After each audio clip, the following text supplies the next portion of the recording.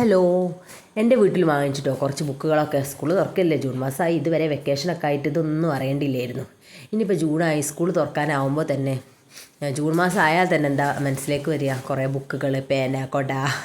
Yes, finally എൻ്റെ വീട്ടിൽ കുറച്ച് ബുക്കൊക്കെ വാങ്ങിച്ചിട്ടോ. ഇനി പൊതിയാന്ന് പറഞ്ഞാൽ ഭയങ്കര മടിയുള്ള കാര്യമാണ്. പക്ഷേ പൊതിയാൻ ഞാൻ സ്കൂളിലേക്ക് കൊണ്ടാൻ കഴിയില്ലല്ലോ. അപ്പോൾ ഫൈനലി ഞാനും പൊതിയാനിരുന്നു. മഴ അതുകൊണ്ട് പുറത്തേക്കൊന്നും പോകാൻ വയ്യ, നല്ല മഴ. പിന്നെ പൊതിയാന്ന് കരുതി ഒന്നും നിൽക്കും, പക്ഷെ പൊതിയൽ മുന്നോട്ട് പോകാറില്ല. ഒരുപാട് ബുക്കുണ്ട് കേട്ടോ പൊതിയാൻ വേണ്ടിയിട്ട്. അങ്ങനെ ഏതായാലും ഫൈനലി ഞാൻ എല്ലാ ബുക്കും പൊതിഞ്ഞു. ഇത് മാത്രമല്ല കേട്ടോ ഉള്ളത്, കുറച്ച് തോനുണ്ട്. പിന്നെ ഞാനത് കുറച്ച് ബാഗിലേക്കൊക്കെ എടുത്ത് വെച്ചേ.